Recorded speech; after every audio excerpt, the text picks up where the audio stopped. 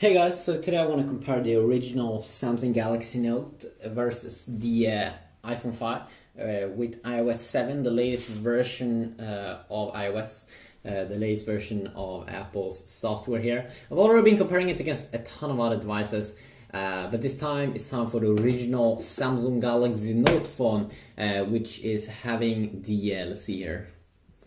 It's actually the first device to be insanely big in terms of its size. I mean, it's super big. Android 4.1.2 version here, as you can see, Jelly Bean, and it should also probably be the latest update here. There we go, the latest update here, and of course iOS 7 here on the Apple machine is pretty interesting to compare. So to start off here, of course, the Galaxy Note, the new good things with the new Galaxy Note phone, the Galaxy Note 2 smartphone is of course the original Galaxy Note, is that the new Note has a better improved S Pen. This one is thinner. It's not as good on accuracy when you type. Let's see here. There we go. It's still pretty good. I mean, for its price, what you will pay for this variant here, but comparing to the new Note 2, it's really bad. Let's see here. Let's just skip that out. And also in terms of its form factor, it's pretty bulky. The button here at the top is too high, and it's a pretty wide phone. The new Note 2 is definitely much better in terms of its form factor. But still, it's a veteran, and it's a cool old boy here, which can still be pretty decent here with its dual-core processor, 1.4 GHz clocked, I think a little bit higher than the S2. I mean, it's basically like a big S2 with a little bit better specs. Especially the camera, I'm pretty sure it's way better. So if you start off here on the lock screen, you can see that you can have quick access here to some apps that you can quickly launch, and then you have the clock here. Same here, you have the clock here. You don't have any quick access to some apps or quick access to your own apps here in iOS 7, but you have quick access to the camera, so that's at least one way here. Let's see. There we go, you can just do one swipe up. Of course, all the apps has been updated as well. All the apps has been updated, like the camera app, the Safari browser, the square mode here when you take pictures is the mode, I think it's like the Instagram mode. The panorama mode, which of course is pretty obvious what it is. Take a long picture. You can see that you can enable HDR here just by simple tap. But Apple still likes to keep it very, very simple. Also, what Apple have enabled here in iOS 7 is that you can, first off, you slide over here to unlock like that.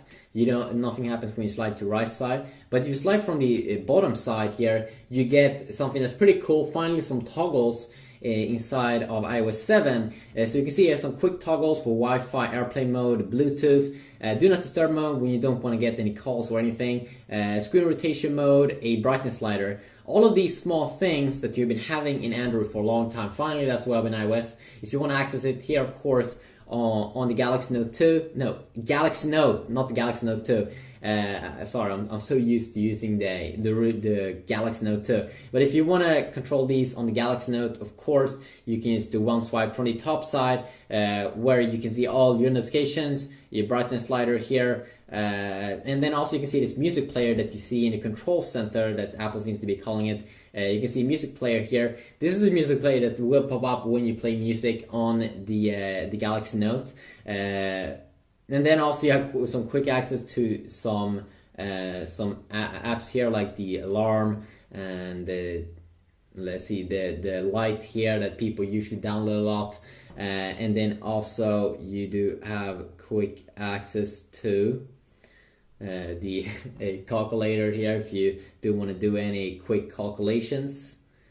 And then also the camera. So that is how the lock screen is on both two devices. You probably have some more options there. It depends. If you want to have some apps that you always can quickly launch, then of course Android is better. But if you don't need that, if you just need the camera and that control center that you can access both when you are on the lock screen and not when you're on lock screen. You can also disable it if you don't want to have people to get access to that in the lock screen mode.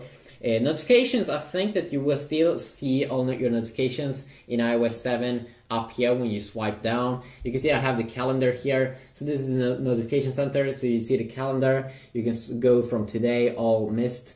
I assume that you will see notifications there somewhere. I did remove the stocks. You can also customize that fully in the settings area. If you go to notification center here, you can here if you want to have access to that on the lock screen.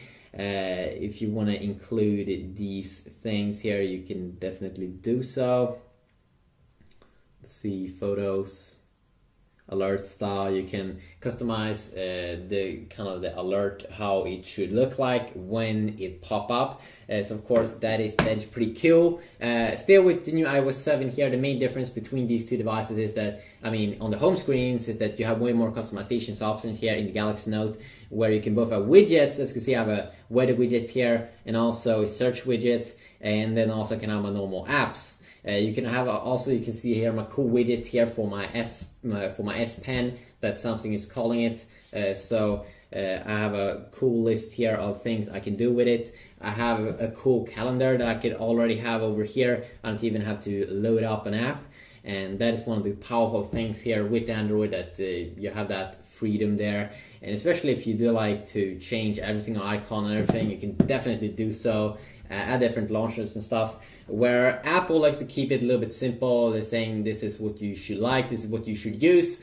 So you can see that they've updated every single icon and kind of the theme that they have, more like a black and white theme. Just look at this, the camera app, or not camera, but the call app. Really black and white, really changed it compared to the default or the iOS 6 and other versions of iOS. This is probably one of the biggest versions of iOS updates ever, where they changed so many things. You can also see how they have changed how apps work. So let's first just create an app here, or a folder, I mean, on my Galaxy Note. So I just create a folder over here, and then I can just probably drag and drop stuff into that.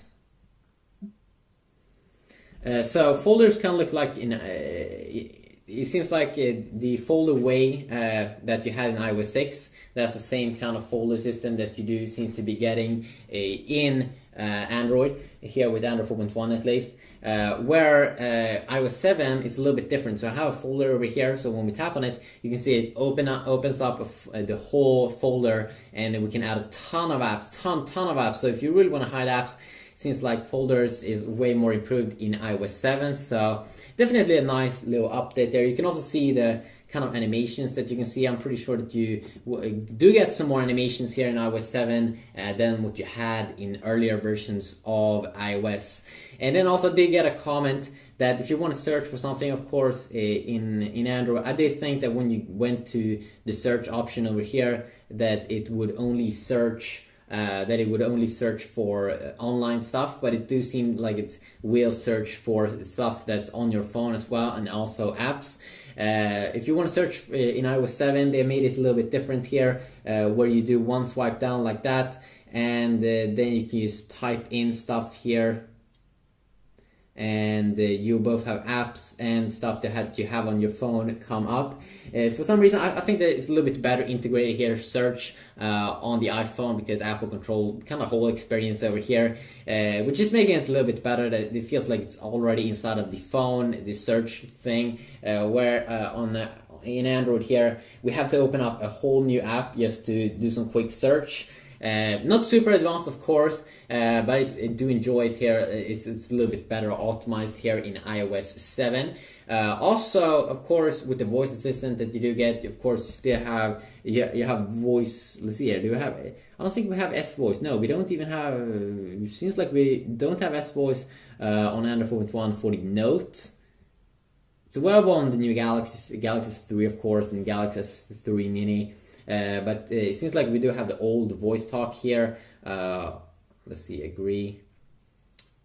Seems like we have used the old voice talk, skip the old voice talk here in Android on the Galaxy Note. Well, of course, with newer Galaxy devices, you do get S voice, which is Samsung's own kind of Siri, and Siri of course is Apple's voice assistant that they've been using for some time now. But you can see you kind of can do everything here, but it's not as personal of course as voice or Siri, which is even more personal here, but you can definitely do some voice assistant there. I do use Samsung's S voice when I want to set the alarm. I say set the alarm for 6 p.m. or something, and it always works. And of course it always works with Siri as well. Yeah, so if you want to launch up Siri here on the iPhone, you just hold in set alarm at 8 p.m. I set an alarm for 20. So as you can see, very, very simple. You can also see the beautiful transition effects there that they've updated that. Let's just disable that, and that's pretty cool that you don't even have to open an app just to disable it again. Extremely useful, extremely nice. Of course, you can just launch apps also, I think, with it. So Siri definitely improved. They have made some new additions to iOS 7 with Siri, so I might check out that in another video. Also, if you want to multitask, of course, just double tap here on the iPhone 5 versus just holding in the home button here on the Galaxy Note. So you can see here, if you just want to remove something, it's one swipe away. The thing I do like here with the Samsung device is that I can use one tap and it will close everything.